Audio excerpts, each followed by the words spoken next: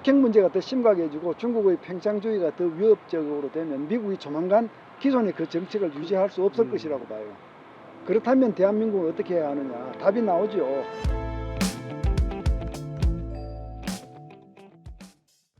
바이든 행정부가 미국은 먼저 핵을 사용하지 않는다, 이런 내용의 핵 정책을 준비하고 있는 것으로 알려졌습니다.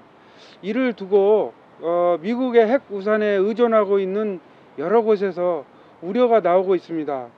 북한 핵 위협이 높아지는 가운데 이런 미국의 핵 정책이야말로 큰 영향을 받지 않을 수가 없는데요. 이번 화정 안보 포커스는 김태우 전 통일연구원장님을 모시고 미국 행정부가 준비하고 있는 핵태세 보고서 그 내용과 쟁점이 무엇인지 말씀을 들어보도록 하겠습니다. 네, 안녕하세요.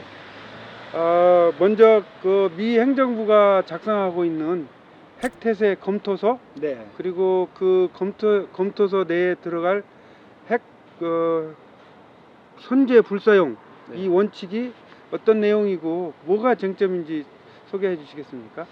네, 미국은 그 국가 전략과 관련해서 그 전략서들을 많이 발행을 하는데 그 중에는 뭐 국가 전략서라는 것도 있고요, 국가 네. 전략 검토서도 있고요, 또 국방 전략 검토서도 있고, 뭐 4년 주기 국방 태세 검토서, 또 뭐 미사일 방어 검토서, 이런 것들이 쭉 있어요. 그런데 그 중에서 핵 전략, 핵 정책을 어떻게 하겠다, 이 기본을 표방하는 이게 이제 핵태세 검토서인데, 동맹국들이 상당히 신경 쓰고 있죠. 특히 해구산 보호를 받고 있는 동맹국들은 그 내용에 상당히 신경을 쓰고 있습니다. 그 핵 선제 불사용, 이게 특히 이제 네, 그 이제 NFU죠. No First Use라고 하는데, 이 NFU 정책은 NPT 체제하고 상당히 관련이 있습니다.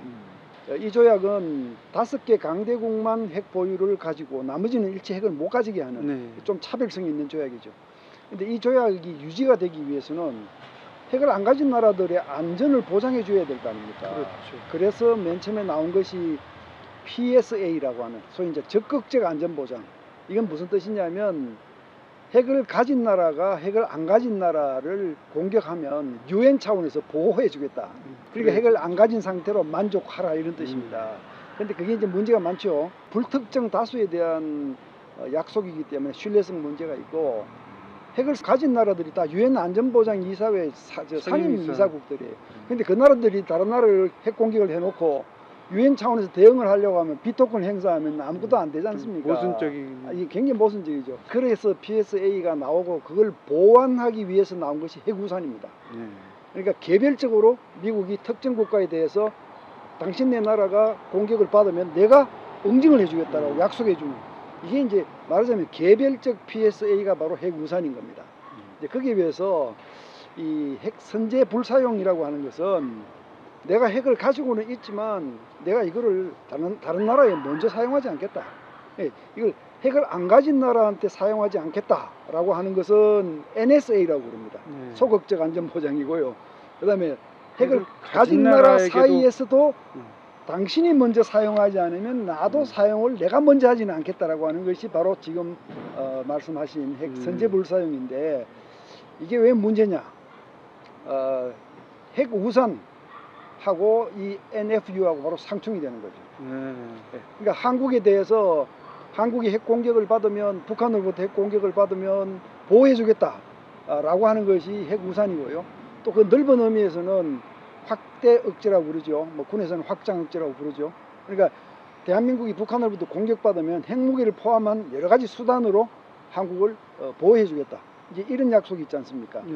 그런데 거기다 대놓고 선제 핵 사용을 안 하겠다 그러면은 북한이 핵무기를 사용하지 않는 방식으로 대한민국에 무력 도발했을 때는 미국은 핵우산을 작동시키지 않겠다는 얘기가 되죠. 그러니까 바로 핵우산하고 이 선제 핵 불사용 약속하고가 상충되기 때문에 지금 동맹국들이 신경을 쓰고 있는 겁니다. 그 지금 말씀하신 거가 약간 관련이 될 것 같은데, 이번에 나온 거가 특히 일본이나 유럽 등 동맹국들이 그 우려를 나타내는 것 중에 하나가 단일 목적이라는 네. 그런 게 있더라고요. 이게 보니까 미국 본토 방어를 위해서만, 네. 즉 미국 본토가 뭐 핵 공격을 당했을 때만 우리는 핵을 쓰겠다 뭐 그런 네. 의미인 건지. 네. 근데 요게 그 어디 보니까 이 방금 말씀하신 핵 확장 억제 예. 또는 핵우산 예. 요거하고 조금 뭐 배치되는지 모르지만 결은 좀 달라서. 배치가 많이 되죠. 지금 말씀하신 그 단일 목적 조항이라는 것은 우리 입장에서 보면 굉장한 독소 조항입니다. 보십시오. 미 본토가 공격당하거나 미 본토가 위협받지 않는 경우에는 핵을 사용하지 않는다는 얘기하는 거죠. 그렇죠. 그러니까 그냥 핵을 먼저 사용하는 것이 사용 안 하는 것뿐 아니라 거기에 더해서 핵을 사용하더라도 미 본토에 대한 핵 사용이나 핵 위협이 아니면 미국은 핵을 사용하지 않는다는 거거든요. 그러니까 한반도에 이걸 적용하면 어떤 얘기가 되느냐 하면 북한이 한국에 대해서 핵을 사용하거나 핵을 위협하면서 무력 도발을 하더라도 이게 미국에 대한 위협이나 공격이 아니면 미국은 북한에 대해서 핵 응징을 하지 않는다는 얘기예요. 그러니까 단순한 선제 핵 불사용에 더하여 단일 목적이 들어가면요 훨씬 더 대한민국에게는 불리해지는 그런 독소 조항입니다. 단일 목적도 포함되고 이런 핵 선제 불사용 지금 네. 말씀하신 것처럼 그런 문제가 있어서 오바마 정부 때도 이걸 이제 한때 추진을 하려다가 동맹국들이 반대를 해서 접었다고 하더라고요. 그래서 이번에도 뭐 저는 이런 용어 처음 봤는데 동맹국들이 미국에 막 집단 노비를 그래서 바이든 행정부는 이제 전 트럼프 행정부하고 달리 동맹을 강조한다 이렇게 이제 알려져 있었는데 그런 거 갖고 이제 좀 말 그대로 배치가 돼서 미국 내에서도 야 이거 뭐 동맹국에 대한 배신이다 이런 말이 있더라고요. 그럼 뭐 바이든 행정부는 도대체 어떤 명분과 논리가 있는 건가요? 예, 사실은 혼란스럽습니다. 오바마 행정부 때 나온 핵태세 금토서 그게 나오면서 그 안에 내용에는 비핵국 핵을 안 가진 나라들에 대해서는 핵을 사용하지 않는다는 약속하고 또 지금 문제가 되고 있는 이 선제 핵 불사용 예, 이 약속을 다 집어넣었어요. 그게 오바마라고 하는 정치인이 이 평소부터 상원의원 할 때부터 핵무기의 숫자와 역할을 줄이겠다는 공약을 내걸고 대선에 나왔어요. 그래서 뭐 핵 안보 정상회담 이런 거를 소집했죠. 그래서 그거 가지고 노벨 평화상까지 받은 거예요. 이게 북한 그러니까 세계 핵 질서를 위배하는 국가들로부터 위협을 받는 한국한테는 대단히 불리한 거였죠. 근데 이제 오바마의 NPR은 트럼프의 NPR이 들어오면서 철회가 된 겁니다. 근데 이제 이게 대한민국에 미치는 영향이 워낙 크기 때문에 사실 그때 좀 문제가 있었는데 2010년에 오바마가 NPR을 발표할 때 저는 그때 이명박 대통령 외교안보 자문교수를 하고 있었는데 제가 회의에서 강력히 문제를 제기했어요. 바로 마주 앉아서 제가 문제를 제기했죠. 이거는 우리 해구산이 현저하게 약화되는 것이다 하고 이제 지적을 하니까 이명박 대통령이 당시에 오히려 저를 위로를 했죠. 걱정하지 마시오. 오바마 대통령한테 직접 전화를 받았다. 그러니까 지금 그 안에 들어있는 그 핵 선제 불사용, 비핵국에 대한 핵 사용 안 하는 거 이런 내용들은 북한과 이란은 제외한다. 예외로 하겠다. 이제 이런 약속을 받았다는 겁니다. 그때는 그렇게 이제 보완을 했었죠. 방금 말씀하셨는데 이번 이 바이든 행정부 NPR 얘기가 나오니까 한국에서 뭐 그런 얘기가 나왔는지 이게 한반도는 예외로 해야 된다 그런 거라도 이제 얘기를 해줘야 된다 하는데 그 전에 이미 한번 그렇게 예외 얘기가 나왔으면 이번에도 뭐 그런 게 자연스럽게 제기가 되는 건가요? 당연히 필요한 얘기지만 지금 우리 현 정부의 기조를 보면 그럴 것 같지 않습니다. 그러나 상당히 중요한 문제입니다. 우리에게는. 그러니까 반드시 그 한반도 예외. 그 전에도 한번 이렇게 적용을 한 바가 있군요. 뭐 공식적으로 이제 비공식적이든. 그렇습니다.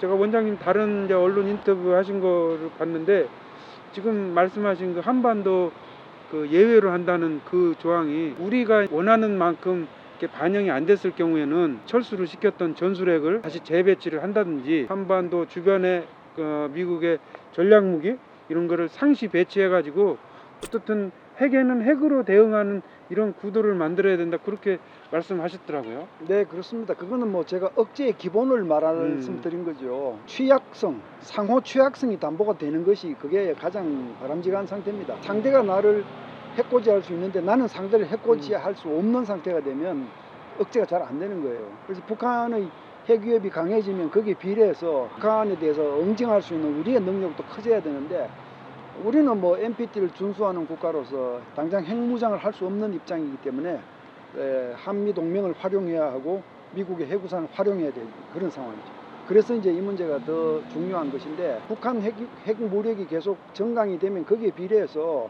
전술핵 재반입하는 문제가 다시 검토가 되는 것이 맞고요. 또 전술핵 재반입이 여의치 않다면 핵무기를 탑재한 미국의 핵 추진 잠수함, 그러니까 SSBN이죠. 이런 전략 무기들이 동해에 상시 배치되는 방법도 있고요. 또 한미 연합훈련에서 북한의 핵 사용을 전제한 연합훈련 같은 것을 여기서 열심히 해볼 필요도 있고요. 그러니까 핵우산을 강화하는 방법은 여러 가지가 있습니다. 여러 가지가 있고 동맹 조약을 개정하는 방법도 있습니다. 지금 핵우산 약속은 동맹 조약에 합의된 사항은 아니거든요. 이건 한미 국방장관 회담의 공동 성명으로 매년 이제 약속을 하는 건데 이걸 동맹 조약 차원으로 올리는 방법도 있고 뭐 여러 가지 방안을 검토할 필요가 있을 겁니다. 최근 수년간 보면 이제 북한이 뭐 핵실험 다 6번 하고 해서 핵과 그 미사일 무력이 점점 강화됐기 때문에 우리가 미국의 핵우산이 좀 더 강화돼야 된다 그런 얘기가 있었고 얼마 전에는 미국 전문가가 이 한국도 독자 핵무장이 필요할지도 모른다 뭐 이런 이제 소수이긴 하지만 그런 얘기를 하기도 하고 그러는 터에 핵 선제 불사용 이런 것까지 나오니까 더욱더 그 우리 한반도의 어떤 핵무장 필요성 뭐 그런 얘기들이 더 이렇게 제기가 될 것 같은. 네, 뭐 한국에서도 핵무장 하자는 얘기는 많이 나왔고요. 또 우리 국민과 언론 사이에서는 그런 얘기가 적당히 나와주는 것이 미국에 대한 우리 외교적 지렛대도 되고 필요한 것이죠. 그러나 한국 정부가 당장 핵무장을 결정할 수는 없습니다. 그 문제는 미국의 이 반확산 정책이 지금도 불변이거든요. 그러니까 미국의 정책은 한국이나 일본 같은 동맹국들이 독자 핵무장하는 것은 극구 만류하죠. 그 대신 핵 우산을 제공하는 이게 미국의 정책인데 이 정책이 바뀌지 않은 상태에서 독자 핵무장을 강행하면 동맹이 흔들리고 파탄을 맞게 되기 때문에 한국으로서는 동맹을 잃고 핵무장을 하는 것이 안보의 덕이냐 그 반대가 덕이냐 이걸 따져봐야 되죠. 그렇게 따지면 지금은 굳건한 동맹을 지키는 것이 더 중요하기 때문에 그 얘기는 당장 핵무장은 곤란하다 이제 이렇게 나와야 되는데 그런데 미국에서도 한국의 핵무장을 허용해야 한다 이런 얘기는 사실 웃어야 될 수도 있고 울어야 될 수도 있습니다. 미국에 두 부류가 있어요. 북한 핵 문제가 이렇게 심각해지니까 지금까지 동맹의 핵 보유를 만류하는 이 정책을 포기하고 동맹의 핵 보유를 허용하고 동맹과 협력해서 북쪽의 위협을 막자 이런 주장이 있고 또 한 부류는 한국 때문에 왜 우리가 신경을 쓰느냐 알아서 핵무장을 하든 말든 알아서 해라 하는 이런 부류가 있어요. 더그 밴도우 박사라는 분은요 오래전부터 주한미군 주일미군 철수하라고 주장했던 사람입니다. 후자의 경우죠. 그 경우는 우리한테는 더 심각한 문제가 돼요. 그러나 어쨌든 저희 전문가들 입장에서 보면 북핵 문제가 더 심각해지고 중국의 팽창주의가 더 위협적으로 되면 미국이 조만간 기존의 그 정책을 유지할 수 없을 것이라고 봐요. 그렇다면 대한민국은 어떻게 해야 하느냐 답이 나오죠. 당장 핵무장하는 것은 자제를 하고 있더라도 필요할 때 신속하게 핵무장을 할 수 있도록 잠재력 이건 충분히 함량하고 있어야 한다. 근데 이런 전략 마인드를 가진 정부가 아직까지는 별로 등장한 일이 없어요. 조금 뭐 좀 이제 다른 거지만 김정은이도 우리는 핵을 사용하지 않겠다 뭐 그런 얘기를 얼핏 했는데 그게 어떤 맥락에서 뭐 어떤 의도로 한 거라고? 아까 제가 말씀드렸죠. 그 핵국이 비핵국에 대해서 핵을 사용하지 않겠다라고 약속하는 것 그리고 또 핵을 먼저 사용하지 않겠다고 하는 이런 것들이 사실 세계 핵 질서의 안정을 위해서 이제 필요하다 이렇게 되는데 그러나 핵무기를 가지지 않은 나라가 새로이 핵 보유를 할 때는 그 저항을 뿌리치고 자기의 핵 보유를 기정사실화하기 위한 외교적 제스처로 그 얘기를 많이 했어요. 우리가 핵을 갖더라도 함부로 사용하지 않을 것이니까 나의 핵 보유를 인정해달라는 그 외교적 제스처로 많이 악용을 해왔어요. 그런 맥락에서 얘기를 했고요. 실제로 북한이 2013년에 제정한 핵 보유 법이 있습니다. 그 법의 제5조를 보면 이렇게 되어 있습니다. 우리 조선 민주주의인민공화국은 핵을 가진 적대국과 야합해서 우리 공화국을 위협하거나 공격하지 않는 한 비핵국에 대해서 핵 공격을 하지 않는다. 이렇게 돼 있어요. 그러니까 얼핏 들으면 이게 마치 바람직한 방향으로 뭘 선언한 것 같은 내용을 보면 그게 아니에요. 그러니까 뜻을 하나도 바꾸지 않고 표현만 달리하면 이렇게 되는 겁니다. 대한민국이 핵을 가진 동맹국인 미국하고 야합해서 야합하면 우리 공화국을 대적하면 대한민국이 비핵국이지만 대한민국에 대해서도 핵을 사용하겠다라는 사실상 핵 사용 천명이에요. 그래서 사람들이 이런 걸 구분을 잘 못 하시는데, 그래서 지금 그 질문에 대한 답변은 결론적으로 북한은 핵을 함부로 사용하지 않는다 하는 이런 외교적 제스처는 취했지만 그 내용은 보면 대한민국에게 굉장히 위험한 핵 사용 입장을 천명한 것입니다. 바이든 정부가 출범한 이후에 외교와 억지라는 두 축으로 한 그 대북 정책을 발표한 적이 있습니다.